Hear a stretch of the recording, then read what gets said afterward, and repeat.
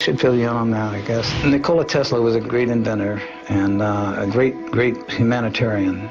Well, Tesla wanted to get into his field, which was free, if you will, energy that comes from the surroundings. He was hired by J.P. Morgan to work with Westinghouse and Edison companies on the East Coast.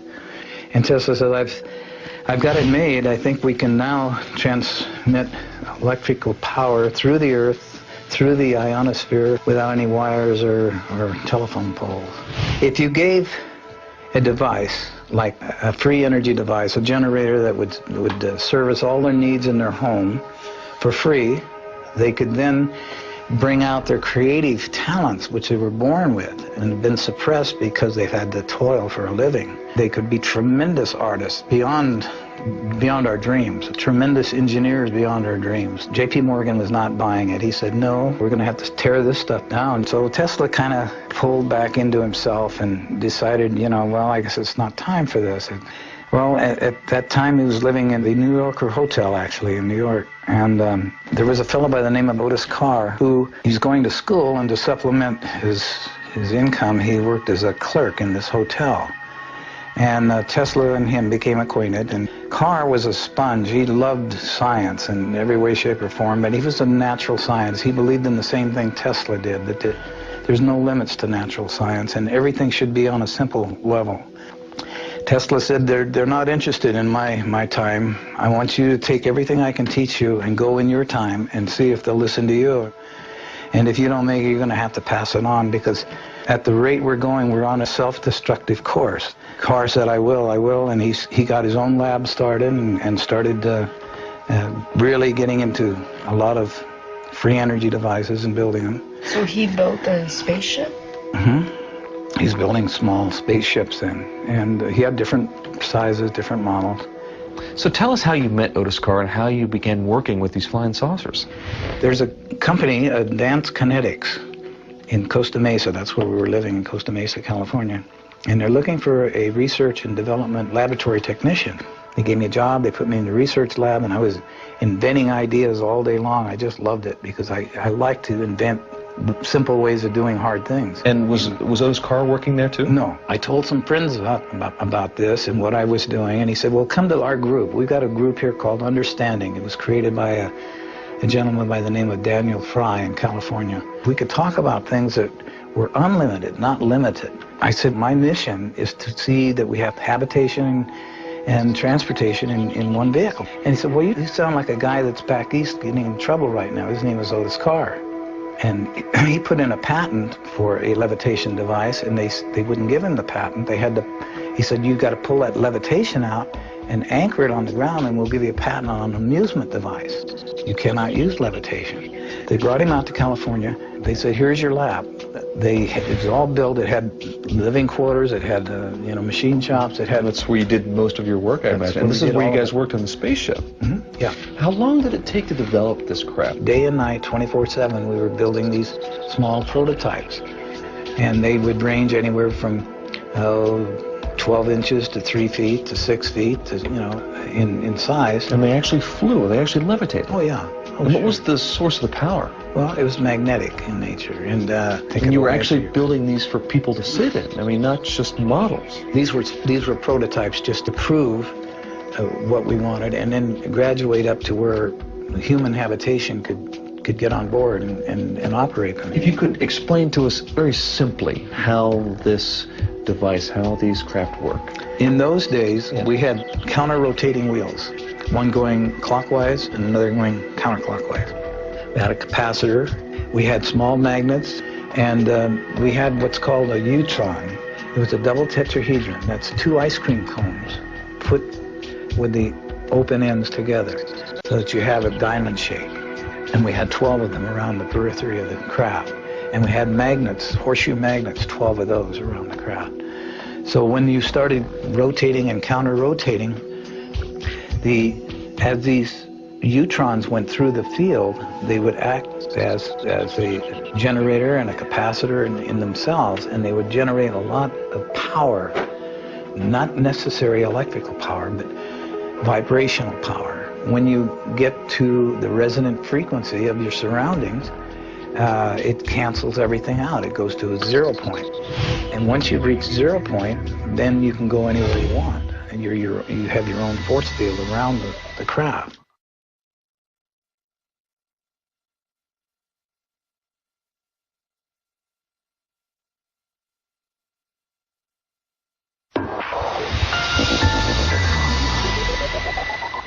You control its up and down and left and right movements by how fast it spins or other gyros in there? Yeah, the ones with the models we had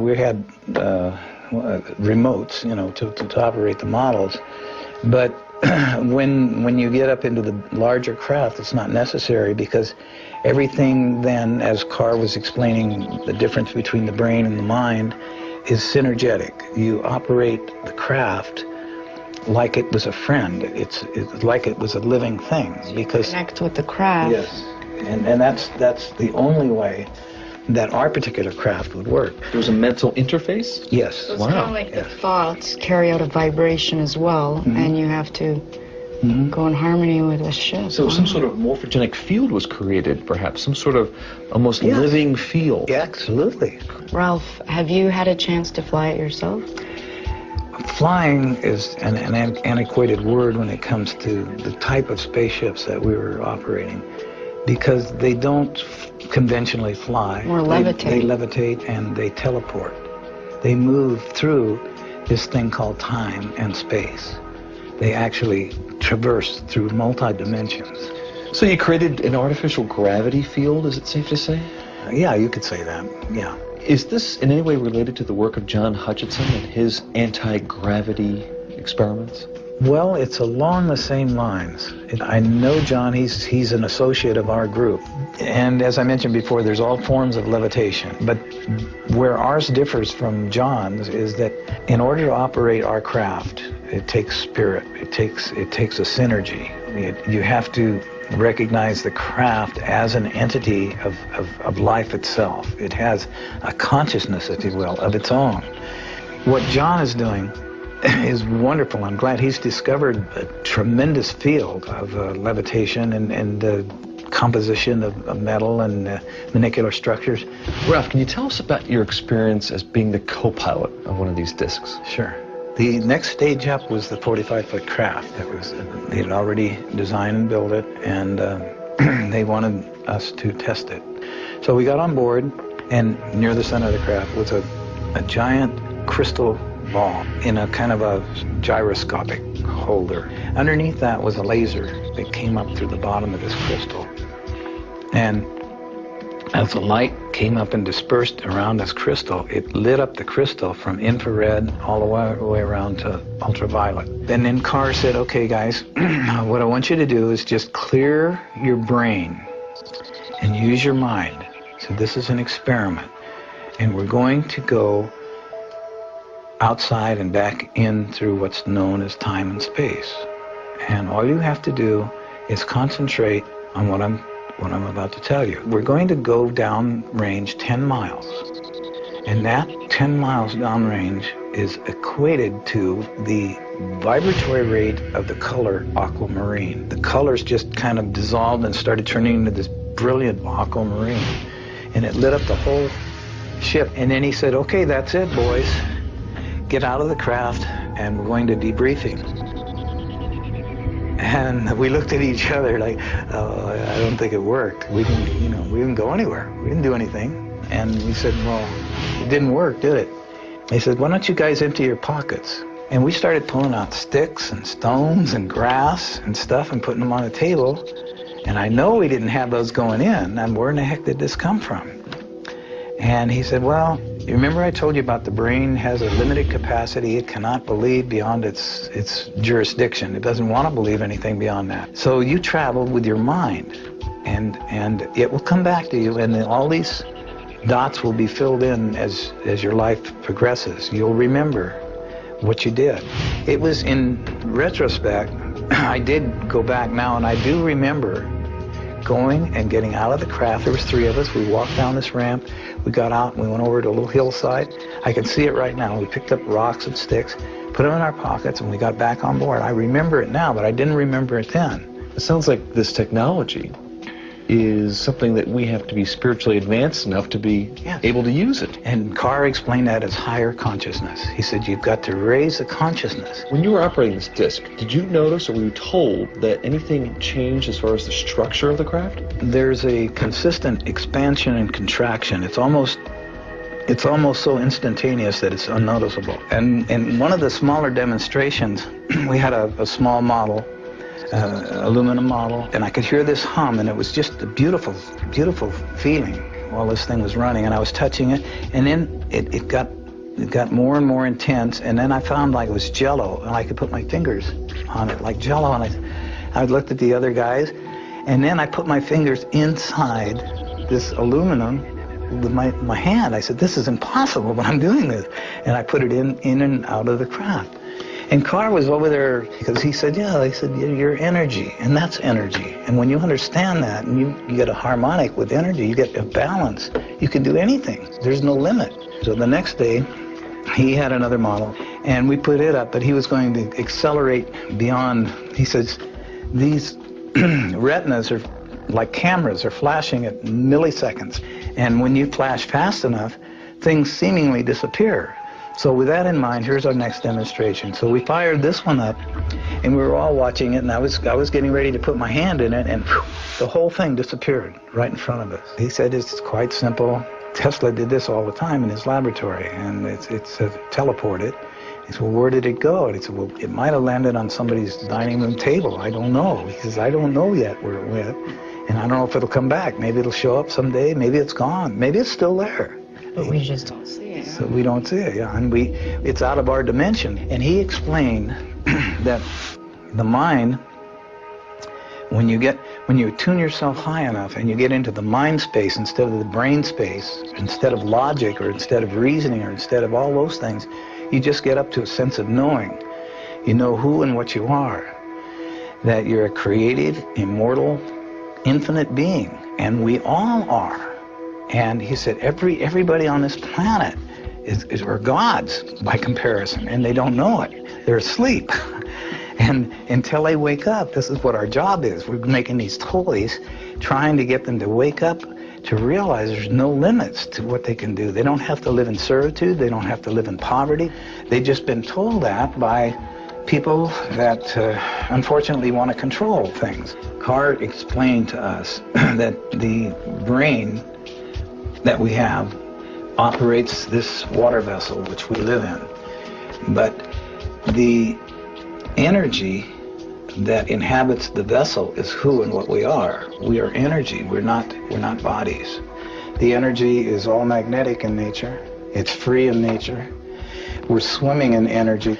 Well, before we could get any further with it, we were invaded, if you will, by people with a piece of paper that said they were at this time closing us down. The paper read that we were attempting to overthrow the monetary system of the United States, and that could be construed as high treason, and we were shutting you down and confiscating all your equipment. Wait a minute. Didn't John Hutchison say the same thing about the Canadian government? That they confiscated his entire lab at one time?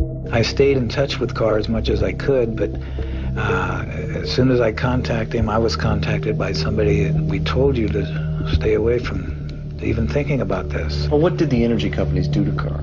The powers that be, namely the power companies, weren't quite interested in anything that to do with Tesla or Carr. They didn't want this information out. It was even beyond the energy company. It came down to, and it can be traced to this day, back to the international banking system out of England.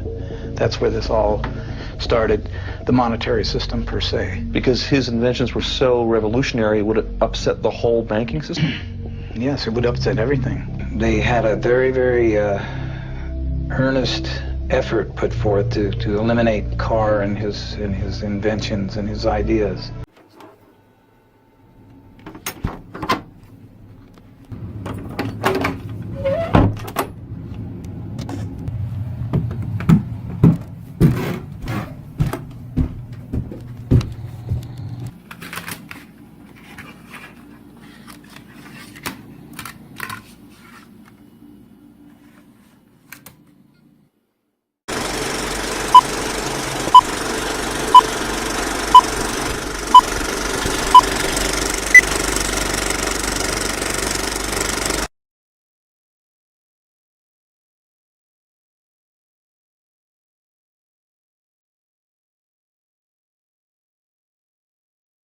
In 1936, an unidentified flying object crashed in Germany's Black Forest. Wingless, disc-like, and stronger than any man-made competition, it confounded all scientific analysis.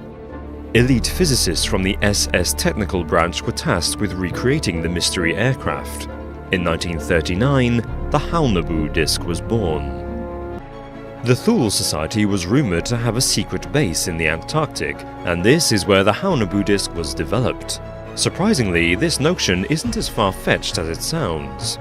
It was rumored that these capabilities were guided by higher knowledge supplied by ancient aliens. Contemporary media reports suggested that the aliens were working with the Nazis at the base, building liquid propellant rockets, anti-gravity discs, and stealth aircraft. With supersonic capabilities, the Haunebu was the world's first flying saucer.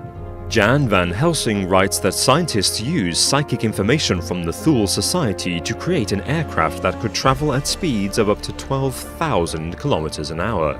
During the Second World War, Air Force pilots spotted unidentified flying objects on numerous occasions. Reports described them as spinning balls of fire that followed fighter jets but never attacked. British Royal Air Force veteran Andrew Amrose wrote that when tracked, these aircraft would radically change speed or disappear, making them impossible to follow. Allied pilots called them Foo Fighters.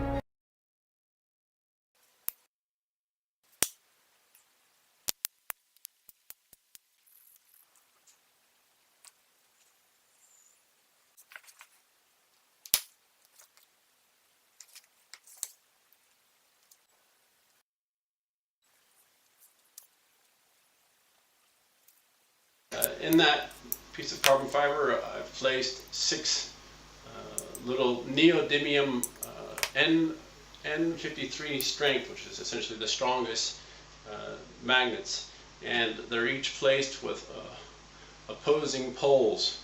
So you have north, south, north, south, north, south. What happens is when this spins right above the plate, it actually will levitate. It'll actually levitate about this far. A lot of people are doing nothing more than getting huge quantities of mass and see if they can get a gravity wave to cause things to move. Mm-hmm. Well, that isn't what we're talking about at all. Mm-hmm. So I wondered if gravity could be related to its cousin magnetism. Mm-hmm. And so I found that when I take 2 magnets together, I have some neodymiums around here that I'm actually afraid of. They're so strong. They can danger you. Mm. But anyhow, you take a magnet, you go to put them together and they go clunk, right? Mm. But you take one of them, move it around, and all of a sudden it doesn't want to go together. The repulsive. So I ordered one at $5,000 a piece, wow, with a 1/4-inch hole through between both of them, and I put a brass bolt and I tightened them down, forcing them together. Mm-hmm. And then I put them together in a thing that looks kind of like a rock. Mm-hmm. Okay, and then I got another one that didn't have magnets in it. Mm-hmm. And Galileo, in all his endeavors, he went up to the Leaning Tower of Pisa. And dropped and he dropped a big rock and a small rock. Mm-hmm. And his buddy down at the bottom kept telling him that the large rock and the small rock arrived at the same time. Well, I went up to in the Lockheed Building 501. Mm-hmm. By the side of escalators and elevators. Oh, wow! And I got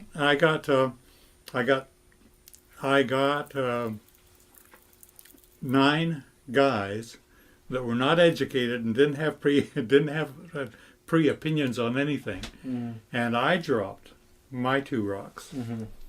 And I said, what I would like you to do is, I told them what I'd like you to do is I would like you to take whichever one arrives first, get it in your hand, and when I come down the elevator, hand it to me. Mm-hmm. Now, they looked identical, except for... and nobody knew what was inside? No, absolutely not. Mm-hmm.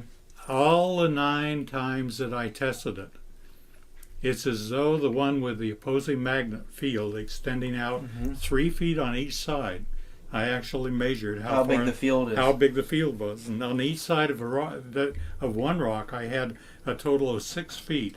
At any rate, the other rock arrived first. Which one arrived first? The one that had no magnetic field in it. So you were able to cancel out gravity to a certain degree. You were able to cancel, precisely, reduce the mass gravity effect. Precisely. By opposing fields. Isn't that nice? You bet. And got 9 signatures and I always skip. You did that at Lockheed. What year was this? Oh, at least 8 years ago. This is the actual document of Boyd's where he proved that by altering the field in a falling body, the magnetic field, it reduced its mass gravity equivalent and canceled out the effects of gravity to a certain percentage. And he did a building 500 drop test conducted from a height of 59 feet. The location is in White Solomon, Texas, and the time was 12:20 p.m. and this was in 1995, December 12th.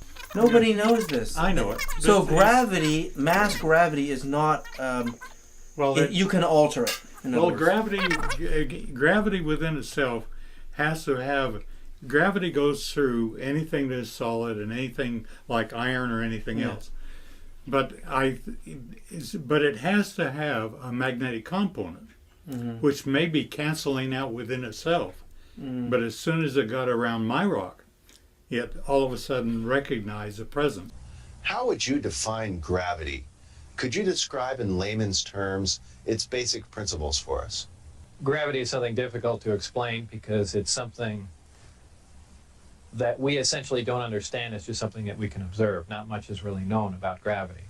There are many theories about it, but they are just mainly theories. There's theories of gravitons, which allege that these subatomic particles that act like an attractive force like gravity that exchange between two pieces of matter. There is also a theory that gravity is a form of wave, an electromagnetic wave. Basically, gravity is a force. It's the inherent property of matter to have gravity, a mutual attraction for each other. Modern science, current science right now, identifies one gravity. It's one force in nature. Apparently, through research at S4 or information gained from one of the crafts they were researching there, it appears that there are 2 different forms of gravity. One form works on an atomic scale, on subatomic particles, holding pieces of matter, holding atoms themselves together. Another works on a larger scale, the scale we're most familiar with, holding planets in orbit, holding ourselves to the ground, things of that sort.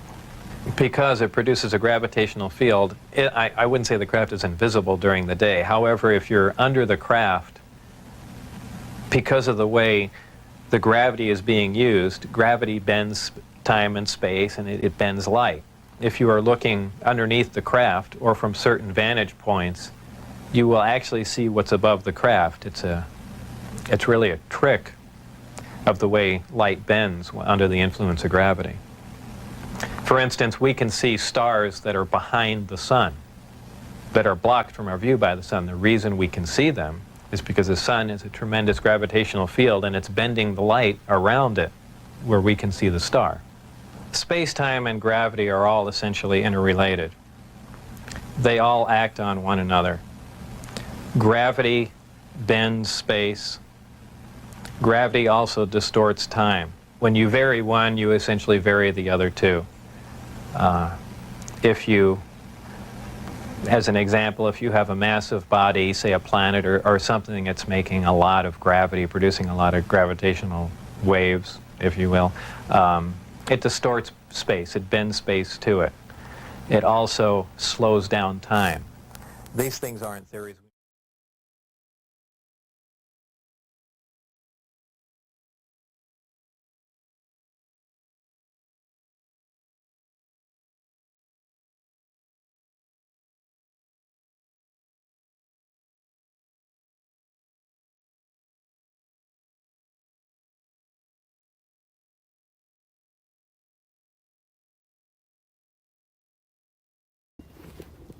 This is what your electromagnetic field looks like. You have neutral, positive, neutral, negative. An atom, if you have a magnet and chop it down to 1,000,000 pieces, down to its atoms, each atom will be a tiny little magnet. So there is no north and south pole, there's only pressure mediation. So you have mid-pressure above, mid-pressure below, high pressure above, high pressure below, but it actually curves as it curls. Thank you, Nassim Haramein. Magnetodielectricity is the inner volume of our atoms. The electron cloud around is the electron, because electricity or electrification is produced by rest against motion. Rest is the dielectric field in the center. Motion is what comes out of the center, and then it goes back to the center because it wants to return to its primordial state, which is rest dielectric field, which is pure potential. Force and motion, force is not power or energy. Energy and power is pure potential. The loss of energy, the loss of power, the loss of potential is what we call force. So a torus field is produced, a large torus is produced by the release of energy when you drop the bomb.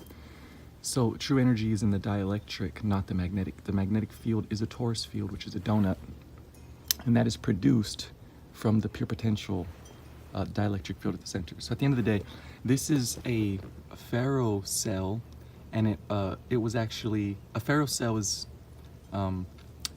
this ferrocell was invented by Tim Van der Elde and Ken Wheeler, the world's leading magnetrician. He reinvented the ferrocell and created the supercell. So what you do is you get ferrofluid, 1/10 of a drop of ferrofluid, which is oil that has iron inside, little tiny nanoparticulates of iron. You squish that between two optically flat pieces of glass, and then the oil with the iron spreads out. You put a ring of LED lights around it, shine the light through it, and you'll notice that you get these black and white lines. The white lines going out and then back in is magnetism. The black lines going in is the dielectric field. So the pink dots are where the intersecting magnetic field lines are. It's a moving net of energy. It's a mag. Mag means to move in Sanskrit. Net is this dream catcher shape. And field, what is a field? A field is an ether perturbation modality. What is the ether? It's pure potential. So now the resting stillness, quietness becomes loudy, noisy, voluminous, and luminous. Therefore, magnetism holds magnitude, its volume, it's both voluminous and luminous. So anything visible, audible, tangible it is manifest from the unmanifest, which is 0-point energy, the source of all creation, source point singularity. So this is the galaxy, it's the axis. We're not in the Milky Way. This is the Milky Way Via Lactea, the Milky River, Via Lactea, and this is the mother with the two breasts where milk come out from, and this is balance. This is the gal axis. This woman, she's doing, while she's turning, she's doing the hula hoop, and therefore the sign goes carried this way like a hula hoop, and the sun is going west to east, even though this goes east to west, because you have Aries, Taurus, Gemini, Cancer, Leo, Virgo, Libra. So the sun is going this way with the moon, because the moon spends 2.5 days in each sign, the sun is 30 days in each sign. So the moon would correlate to, because the moon is either above your head at the Tropic of Cancer or above your head at the Tropic of Capricorn. You're not going to be out here with the moon above your head or at the North Pole with the moon above your head. You're going to have to look this way, because the moon is only it's in one of those signs. So wherever it's at, it's going to be above your head up there, or above your head over there, or above your head up there. So now, the planets, it's not a rainbow, it's actually, it would go like a ceiling, but you have your own arc of horizon. So if you're like a little person, you have an arc, and the sun is this orange layer, and the sun is always underneath the stars. And all the luminaries are just swirling out of here, and they have their own layers. The moon is the closest to us, the sun is there, and Saturn would be out here, because it's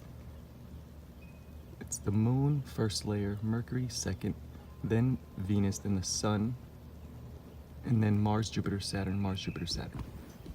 And they correlate to stratosphere, troposphere, ozone layer, mesolayer, ionolayer, exolayer, magnetolayer. They all correlate. The sun is the mesolayer.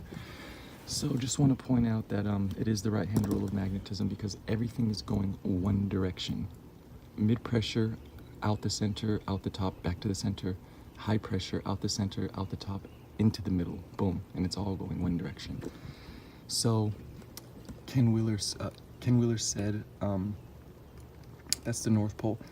He said, when you have a stronger magnet, N52 Gauss, this is magnetic flux showing you how powerful the magnet is, N35, N52. N35 has a stronger, bigger field.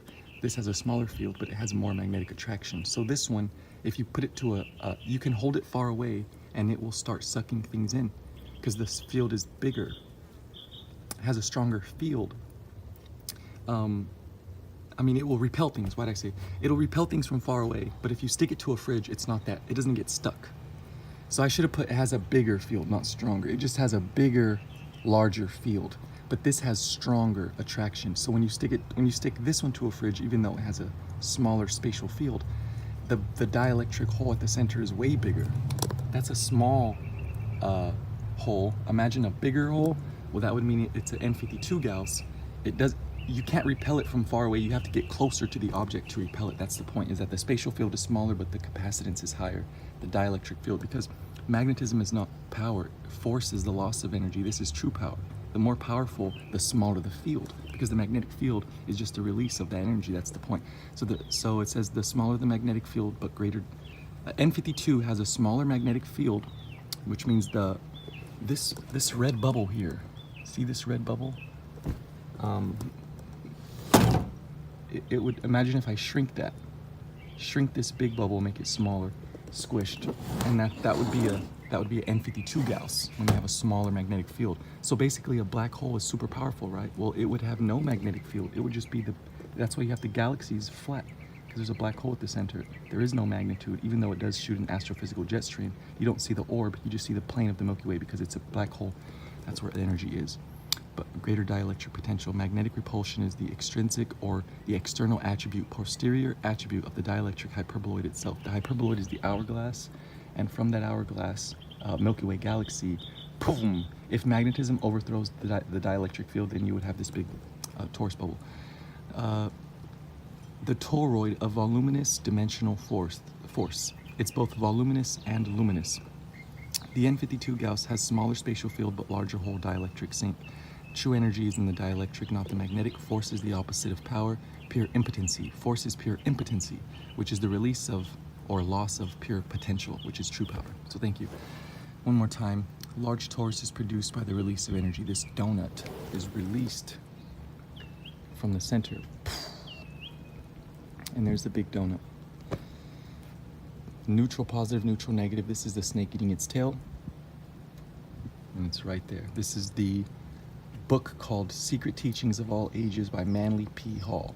The snake eating its tail because it's the generation and degeneration of matter. It's the unmanifest zero-point energy ether manifesting and demanifesting itself. As it turns out and it comes out. Even turns right as it comes out the bottom, and then it turns left as it goes in. So it goes right as it goes out, left as it goes in, right as it goes out, left as it goes in. Okay? So boom. And that's the lotus of life because it's a coaxial circuit.